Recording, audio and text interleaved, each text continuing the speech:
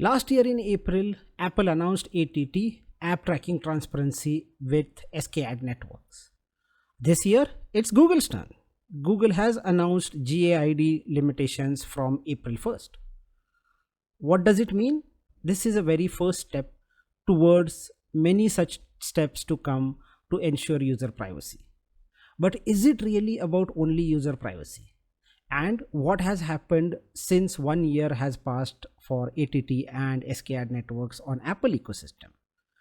In this week's weekly update with My Growth Club, we are going to take a look at what has happened since ATT came into picture last year and what does it mean for future when Google does take similar steps or even stricter steps towards privacy. So here it is. Here is a quick snapshot of about what has happened since Apple announced ATT and SKAD networks, which is App Tracking Transparency, which basically restricted advertisers from tracking advertising IDs on Apple devices for users where users do not want to be tracked. This step seems to be about user privacy. And of course, while user privacy being concerned, is it only about user privacy when it comes to this duopoly and their steps towards user privacy? Let's quickly take a look on what has happened so far. Since Apple announced ATT last year, one of the biggest impact that we have seen on advertising ecosystem is that Apple search ads, which used to contribute to only 17% of app installs on iOS ecosystem, now contributes to 58%. That means roughly 4x or 3.5x revenue growth for Apple.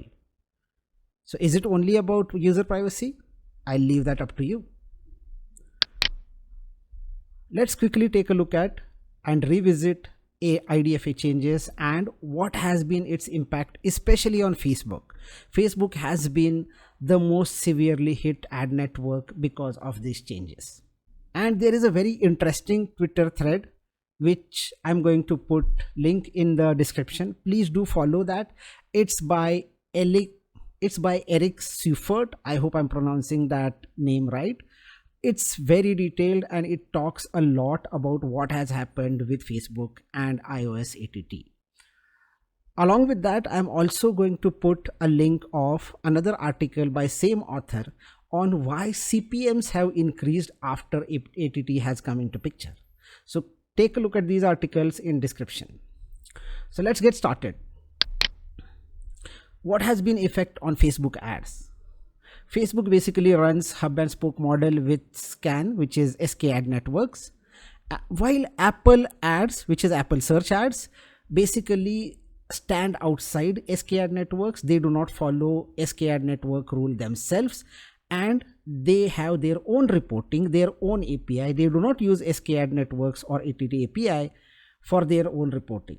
This seems quite biased and it is biased, but that's how it is. Let's take a look at quick differences between them. When it comes to Facebook, SKAD network will default to 7-day attribution window by default. But when it comes to Apple search ads, by default, Apple search ads defaults itself to 30-day and it doesn't follow 7-day window of the SKAD network itself.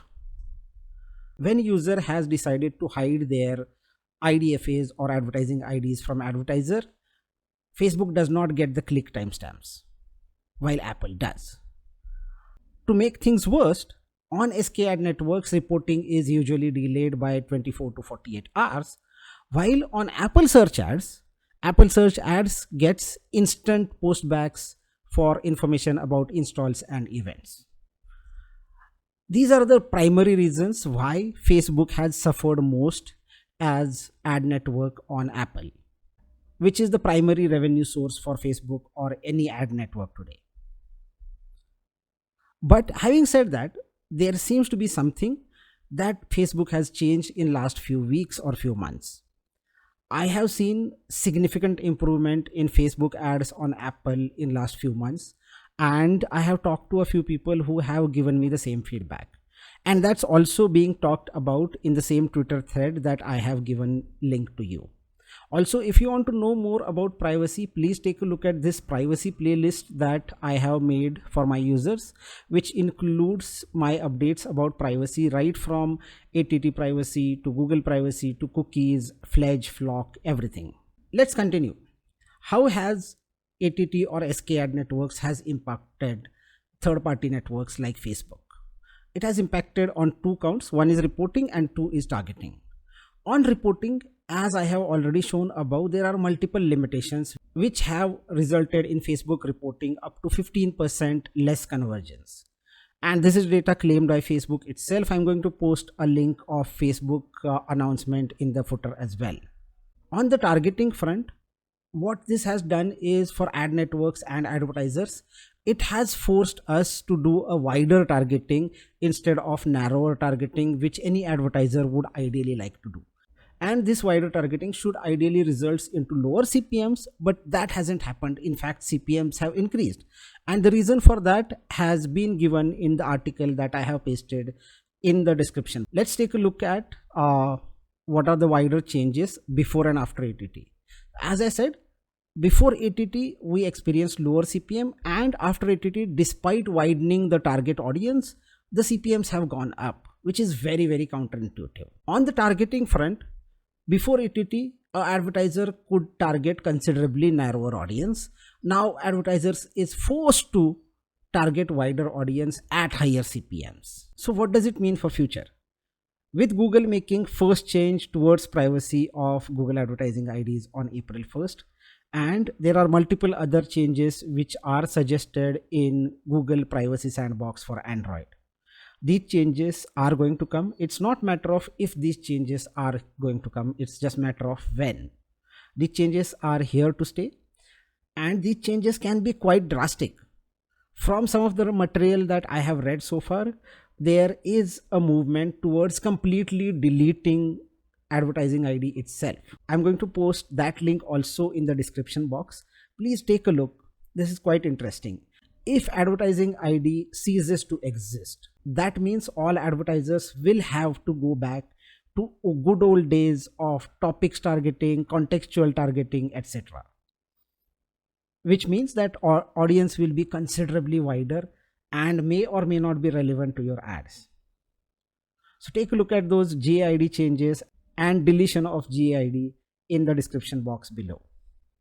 Similar changes are about to happen on web as well. In fact, those changes might actually happen much sooner than Android, where third-party cookies will cease to exist and we will be forced to target much wider audience. The question remains, are these changes only for privacy, or is there a business motive, ulterior business motive in all of this? That's the question I would like to leave you with. But one thing is for sure, whether you like it or not, these changes are here and here to stay. Stay tuned for more updates on privacy. Take a look at my privacy playlist on YouTube right here.